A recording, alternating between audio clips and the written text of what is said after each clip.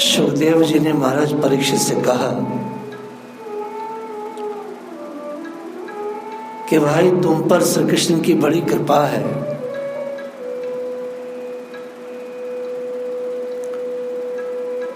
लीला कथा का रहस्य उनके सामने नहीं कहा जाता जो संदेहवादी है।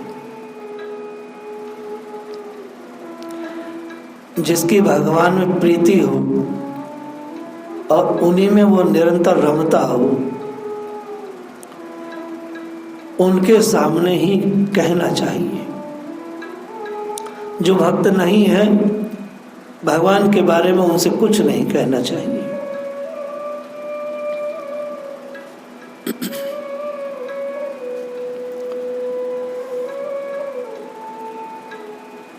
क्योंकि जो भक्त नहीं है वो भगवान को कभी नहीं समझ पाएंगे।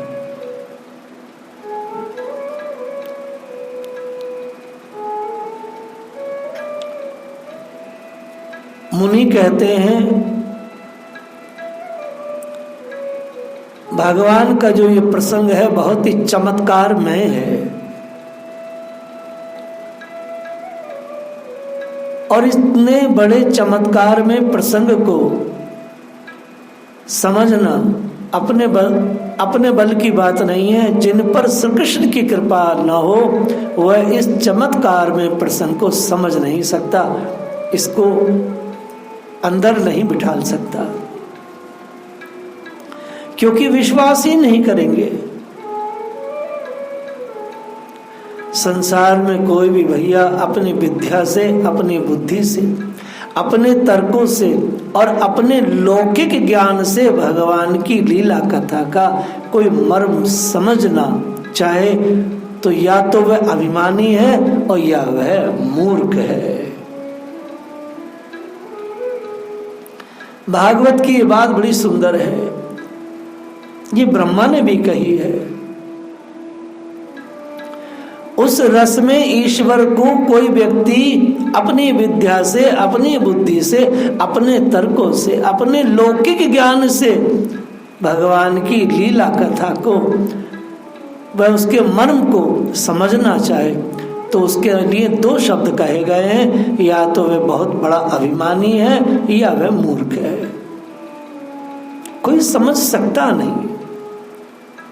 ये तो श्री कृष्ण की कृपा से ही और श्री कृष्ण के भक्तों के द्वारा संप्लावित होकर के कोई इस लीला को समझने में समर्थ होता है।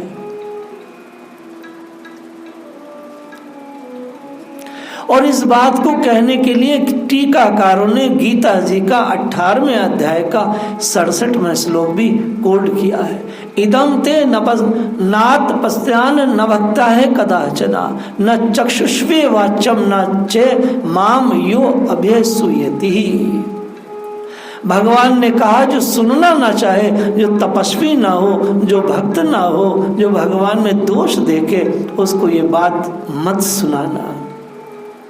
श्री कृष्ण की जब कृपा होती है तब बात सुनने को प्राप्त होती है। जब उनकी कृपा होती है तो बात समझने को प्राप्त होती है। उनकी कृपा होती है तो बात हृदय में बैठने की स्थिति आती है। उनकी कृपा होती है तो क्रिया में आती है बात।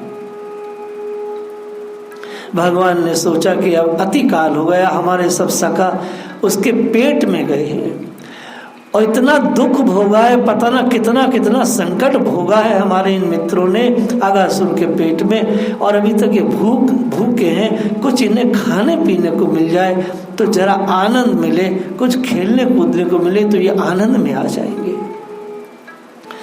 भगवान आदिम व्रवितः श्री कृष्ण अब उनको ले आए कहाँ? यमुना जी के किनारे। संग सखा बच लिए पहुँचे जमुना कूल, देखत बन शोभा घनी खेलत तन मन फूल। श्री यमुना पुलीन की शोभा अपने सखाओं को दिखाते हैं। बोले देखो भैया कैसा बढ़िया फूल खिला है, कि देखो भैया यमुना तट कितना मनोरम है, यहाँ तो हमारी सारी खेलने की चीजें हैं, ये देखो वो देखो। अतो अहो अति रम्य पुलीनम वस्य। भैया देखो कितना कितना पुलीन है ये, कितना सुंदर है ये। भगवान को कितनी चिंता है कि इन्होंने मेरे लिए उस अगासुर के पेट में जाकर के कष्ट उठाया है। परमात्मा भोजन की और खेलने की व्यवस्था को अपने मन में ला रहे हैं। यह सारी भोजन सामग्री पहले से ही मौजूद थी। भगवान ने भूमिका बांध ली थी कि आओ सखाओ, बहुत देर हो गई है, अब जल्दी से जो है प्रसादी ली जाए। अहो सका सब मिली यही ठामा, भोजन करो बैठी सुख धामा। अब श्री कृष्ण की इच्छा है, गोप बालकों की भी इच्छा हुई, उनकी इच्छा इनकी इच्छा एक है, मिली हुई इच्छा है, उनकी अलग इच्छा रही ही नहीं है, कोई नहीं, और अतिकाल तो हो ही गया है। ब्रजवासियों की कोई इच्छा है ही नहीं। जो अनुरागी है, प्रेमी है, उसकी कोई इच्छा नहीं होती। उसकी इच्छा तो अपने प्रेमी की इच्छा है, अपने प्रेमीस्पद की इच्छा है। अब ये सब भोजन के लिए बैठे। यहाँ भोजन की बात तो बड़ी विलक्षण है, इसको आप समझिए। ये इनका मंडल बना, बीच में बैठा दिए भगवान श्याम सुंदर को, घेरा डालकर बच्चे बैठ गए। बड़ा लंबा चौड़ा मैदान था, एक घेरा, दूसरा घेरा, तीसरा घेरा, चौथा घेरा। एक घेरे में भगवान नहीं बैठे, असंख्य शिशु हैं तो असंख्य घेरा बन गए। अब भगवान ने बीच में एक बात कही। भगवान ने कहा, भैया मित्रों एक काम करो, अलग अलग कपड़ों वाले अलग अलग घेरा बनाओ। बोले कैसे भैया? कन्हैया देखो भैया, जाने लाल कपड़े पहने हैं, हरे वाले अलग, पीले वाले अलग, श्याम वाले अलग, श्वेत वाले अलग, अलग अलग वस्त्रों के भैया घेरा बना लो। इन लीलाओं को उन महात्माओं ने देखा तो वो कहते हैं कि मंडलाकार बैठे हैं।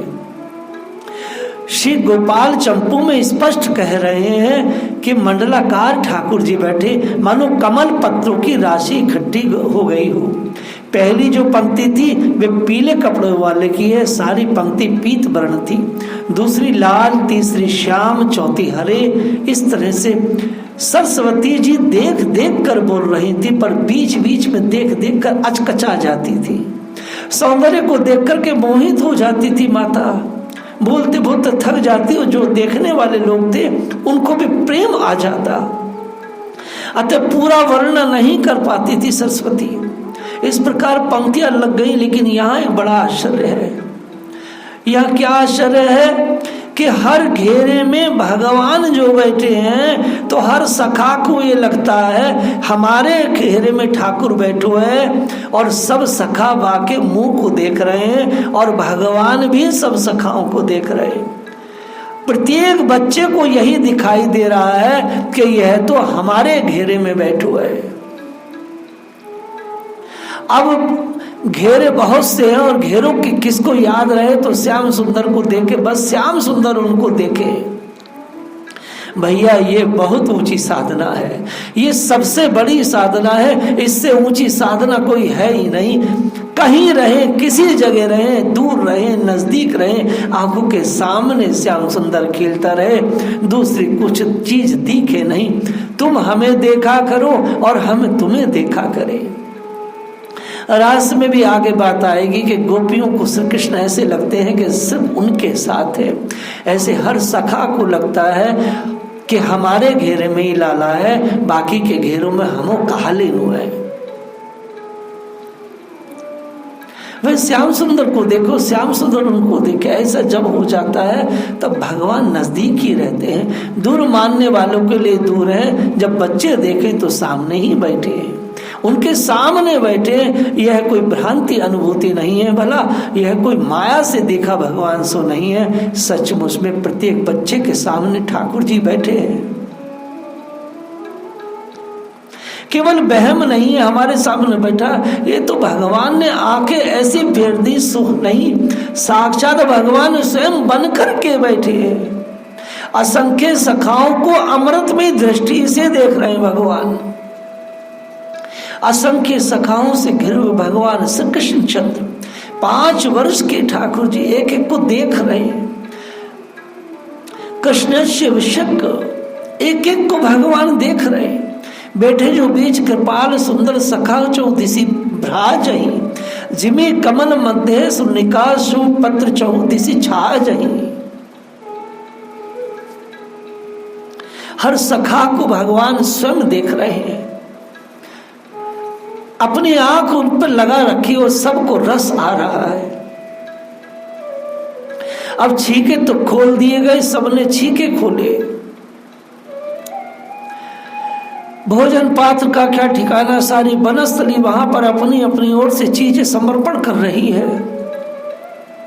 बोले हमारी थाली ले लो। सारे वृक्ष जो हैं अपने अपने अंगों को देने लगे। छोटे पत्ते वालों को थोड़ा दुख हुआ कि हमारा पत्ता छोटा है, हम क्या करें।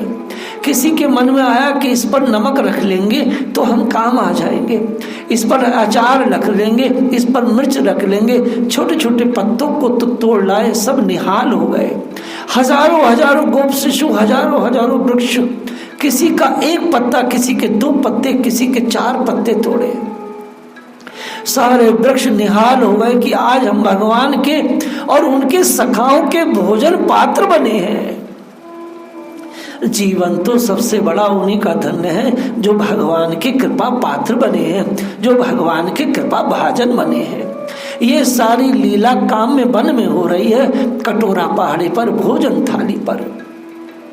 भगवान के भी क्योंकि सब सखाओं की सामग्री खाएंगे ना, किसी तरह पत्ते बचे नहीं।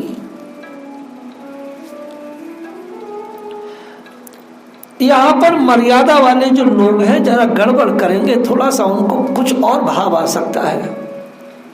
किसी सखा की पत्तल बची नहीं कि जिस पर भगवान ने खाया ना हो। कोई फूल ही लाए, बोले भैया बड़ा सा फूल है, इस फूल पर रखकर खाएंगे, मौज है ना। ये छोटी छोटी शिलाएं थी, उन्होंने देखा कि हम तो अभागी रह गई। बच्चों के मन में आया कि भाई हम तो पत्ता में नहीं लेंगे, हम तो शिला पर रख कर के भोगेंगे। ये बड़ी चिकनी चिकनी है, इस पर रखकर खाएंगे। बल्कि किसी ने पत्ते लिए, किसी ने अंकुर लिए, किसी ने फूल लिए, किसी ने बड़े बड़े फलों को बीच में से 2 भाग कर लिए। हम तो इन पर रख के खाएंगे, तुम्हारे छिलकों को पात्र बनाएंगे, फिर कहीं फलों के 2 टुकड़े करके उसी को पात्र बना लिया। इस प्रकार से थाली बने, कटोरी बने, गिलास बने, दोने बने और स्थान स्थान पर सब पात्र रख दिए गए।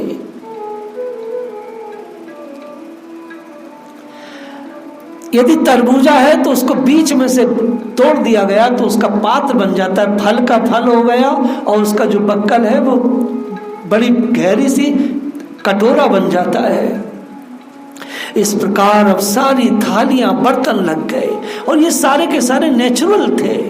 ये सारे के सारे वृक्षों ने दिए थे, अपने अपने फल दिए थे, पत्ते दिए थे।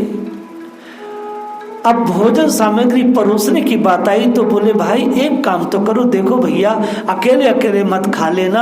आज तुम वन में आए हो तो तुम्हारी माताओं को न मालूम क्या क्या बना कर दिया होगा तुम्हें।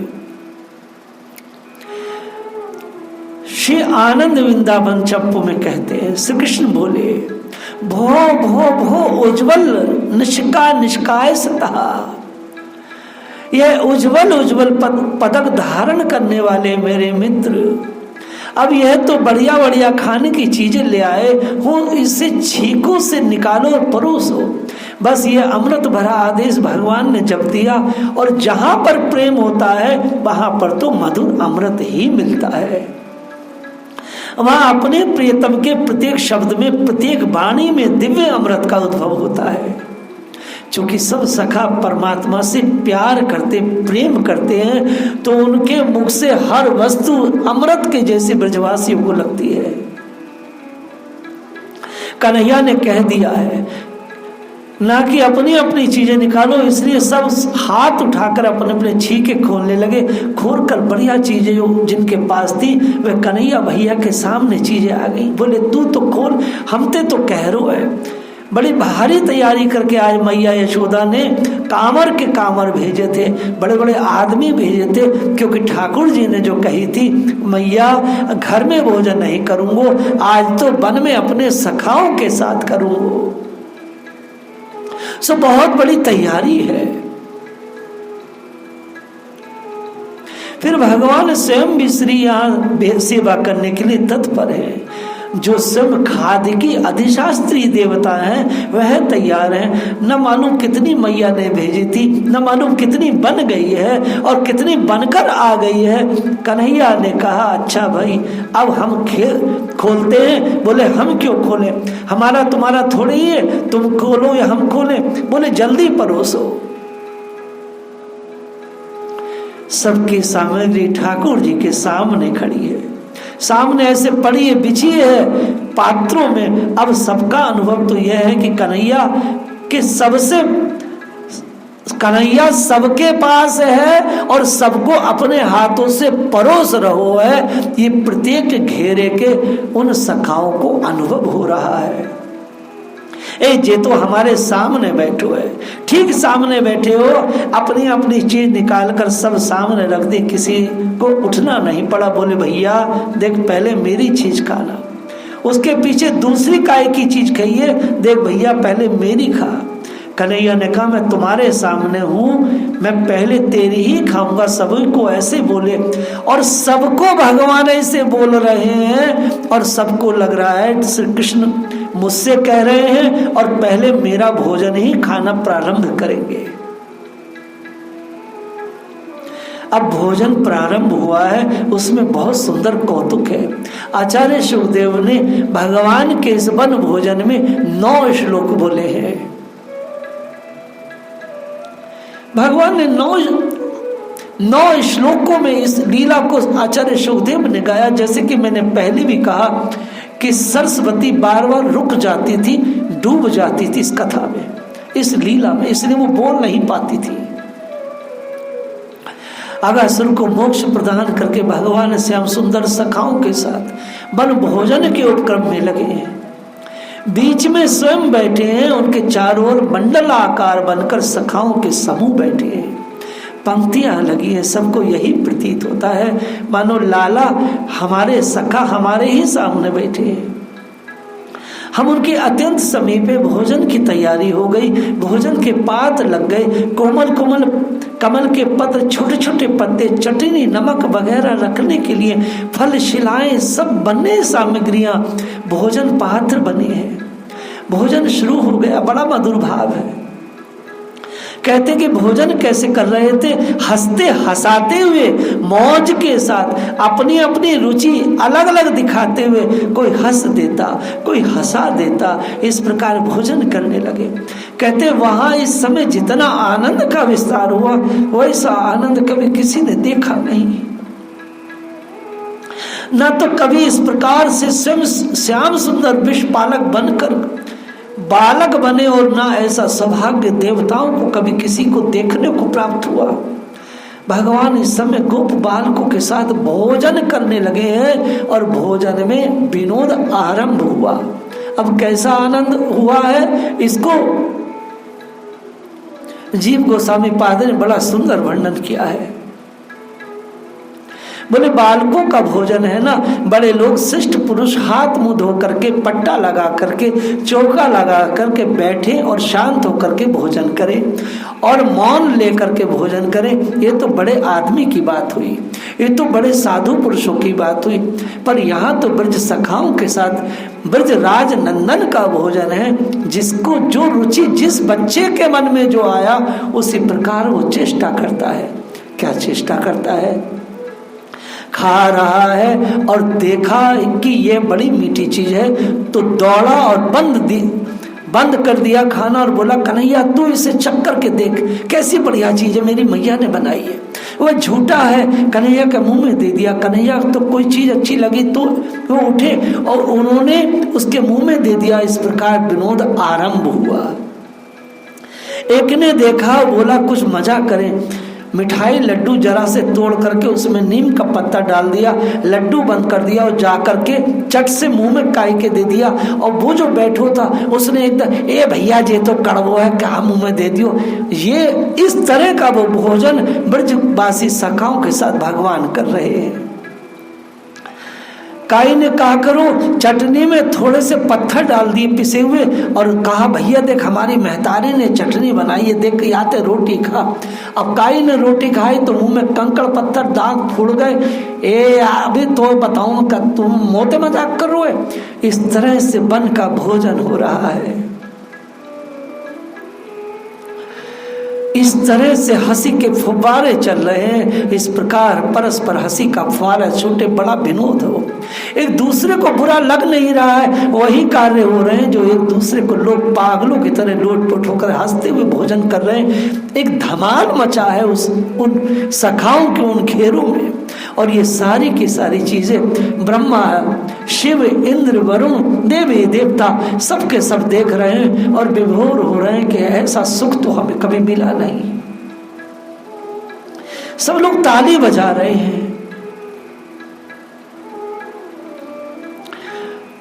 किसी का सामान उठा करके कोई दूर तक फेंक देता, जरा उदास होने लगे तो कन्हैया भैया मेरे पास बहुत सामान है, तू चिंता मत कर, यदि तेरो कछु फेंक दियो है तो तू मेरे गैल में आकर के भैया जी उठा ले।